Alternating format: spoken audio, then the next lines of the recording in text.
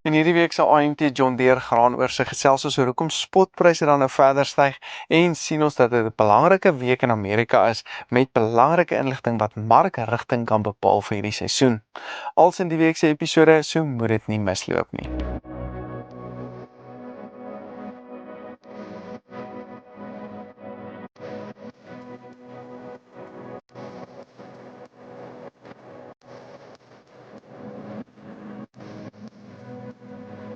Welkom by hierdie week se AMT John Deere graan en oliesaad markoorsig, moontlik gemaak deur John Deere en Zematic Irrigation Systems. In die video's probeer ons altyd om 'n onafhanklike en eerlike opinie te gee oor die faktore wat pryse kan beïnvloed, sodat jy 'n meer ingeligte besluit kan maak in 'n baie volatiele omgewing. Like en share dan ook asseblief hierdie video's waar ook al jy dit kyk, dit sal ons baie help om seker te maak ons bring hierdie inligting elke week aan almal verniet. Maar met dit genoem, kom ons skakel oor na Johan Thesen, AMT se landbouekonoom, wat vir ons meer gaan vertel oor waar die graanmarkte tans verhandel. Baie dankie Johnny. Die spotmaand witmielie-prys styg maandag na R4.900 per ton met die Julie 25 prys wat laer is op R4.077. Die geelmielie spotprys styg na R4.510 met die Julie 25 prys wat laer is op R3.988 per ton. Die sojaboon spotprys styg na R7.585 met die Mei 25 prys wat laer is op R7.590 per ton. Die sonneblom spotprys styg na R8.630 per ton met die Mei 25 prys wat laer is op R8.750 per ton. Die koring spotprys daal na R6.145 met die Desember prys wat nou op R6.218 per ton staan. Die sorghum invoerpariteitsprys geland in Durban staan op R4.908 met die uitgedopte Argentynse grondwoordprys op R20.765 en die katoenprys wat nou verhandel op R10.310. Hierdie inligting word ook moontlik gemaak deur Zematic Irrigation Systems. Kry Zematic radkaste, motors en wiele teen 'n spesiale aanbod, beskikbaar terwyl voorraad hou. Kontak jou naaste Zematic handelaar vir 'n kwotasie vandag en investeer in 'n stelsel vir die toekoms. Groei saam met Zematic.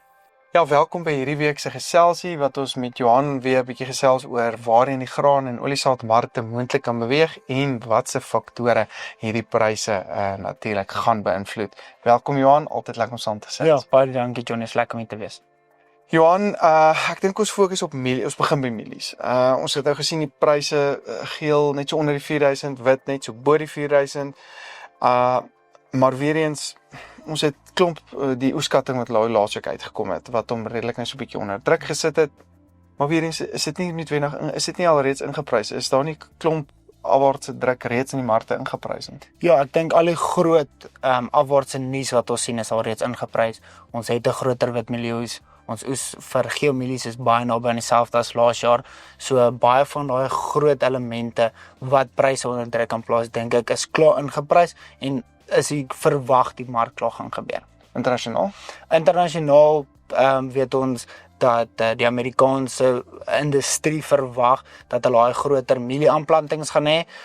Ons sien dalk net bietjie later in die week wat presies daai aanplantings is en dan daai groter is ook klaar ingeprys. Ek dink die ouens verwag dat dit daar gaan wees en dat daar nie veel ander verandering gaan kom nie. Ja, en die rand is redelik op 'n sterk vlak. Daar's klomp faktore wat nou vir ons aandui dat ons nie noodwendig nog afwaarts gaan beweeg. As daar nog afwaartse nuus kan kom, klein bietjie, is bietjie oesdruk wat kan kom en die invoertariewe wat Trump ook later hierdie week gaan instel of wat hy nie gaan instel nie, kan dalk nog bietjie afwaartse druk kom wanneer daar vraagelemente begin wegraak en sulke dinge gebeur, maar buiten dit kan ek nie sien dat daar regtig groot afwaartse potensiaal nog is. As die oeskatting nog groter afwaarts aangepas word vir mielie spesifiek? Ek dink witmielies gaan nie so groot effek hê nie, dalk 'n korttermyn afwaartse aanpassing dalk vir 'n dag of twee bietjie afwaarts en dan weer stabiliseer. Vir geelmielies spesifiek, omdat ons ek wil al sê net 'n klein bietjie groter as wat ons laas jaar was, kan dit dalk bietjie groter of 'n klein bietjie langer termyn effek wees op pryse wat bietjie afwaarts gaan, maar ek dink dit gaan groot wees nie. Ja, maar ek dink soos ek net voor die opname ook gesels het, ons sien nie dat die oes regtig nog groter aangepas gaan word nie. Ek dalk 'n klein bietjie opwaarts, maar weer eens nie noemenswaardig nie. As ons praat van afwaartse druk maksimum waarna kyk 'n mens, min of meer, wat is ons gevoel natuurlik is? Ek dink ons kan gaan na vir wit mielies, dink ek kan ons gaan na 3.9, miskien 'n 3.85. Is al my onderste, is die verste wat ek dink dit kan gaan. Geel mielies kan ons dalk gaan tot 'n 3.9, 3.8 miskien dalk klein bietjie laer, maar nie veel meer as dit nie. Ja, maar weer eens soos ons gesels het, ek dink ons behoort rondom hierdie vlakke te bly nou al die negatiewe nuus wat reeds in die markte ingeprys is. Opwaarts, wat kan hom opdruk? Opwaarts daar 'n paar dinge as ons natuurlik produksieprobleme het, dan as die reën nou te veel begin raak of dalk kom graderingsissues, daai probleme, dan kan ons sien dat 'n opwaartse druk kom. As ons internasionaal kyk, weet ons Brazil se tweede, hulle Safrinha krop, wat ook hulle grootste mielieoes is ook nou in daai kopvormingsfase, so as hulle weersprobleme het wat daai oes gaan belemmer, kan ons opwaartse potensiaal sien. En dan natuurlik die Amerikaanse oes wat nou binnekort gaan begin. As hulle later seisoen het, reën kom later, daai dinge kan ons sien dat daar ook opwaartse potensiaal is. En ons sien dat wêreldstoklevels vir mielies redelik tight bly. Plaaslik bly dit baie onder druk. So dit maak die weersnuus net baie meer sensitief. Ja.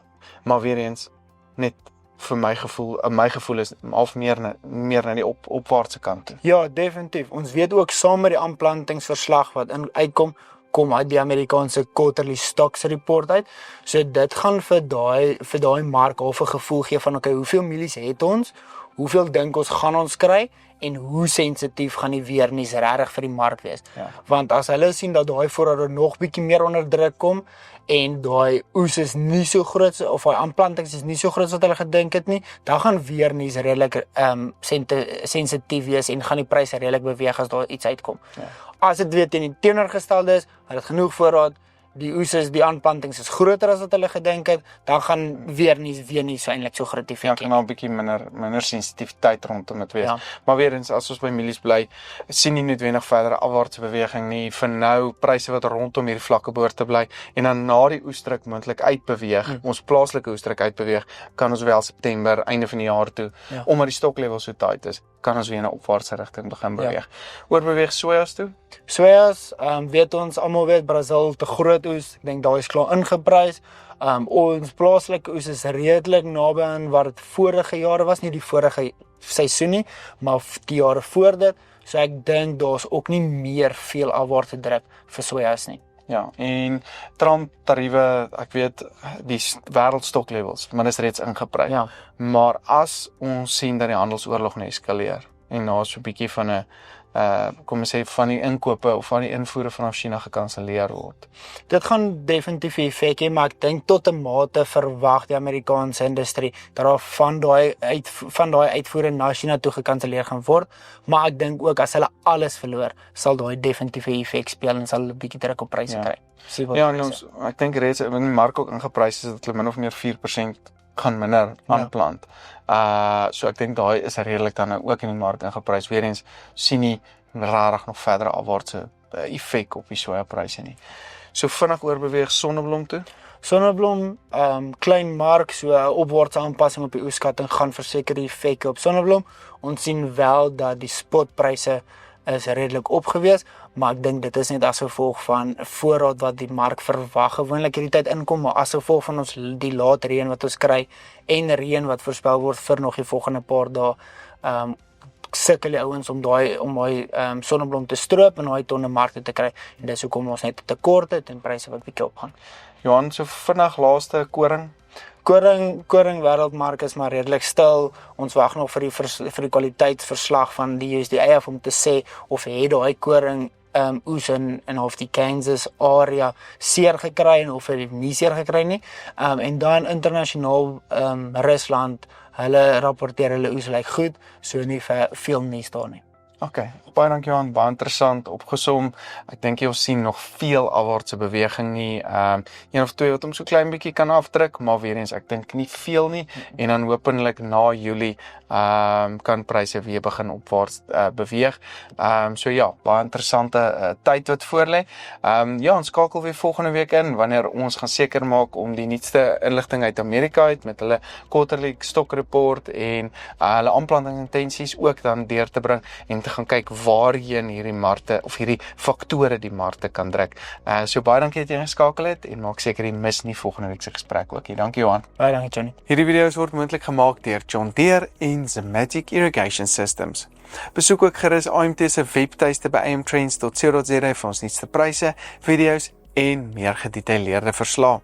Jy kan ook vir my 'n WhatsApp boodskap stuur en by een van ons WhatsApp gemeenskapsgroepe aansluit waar ons ook dan al die inligting en al die skakels met almal deel.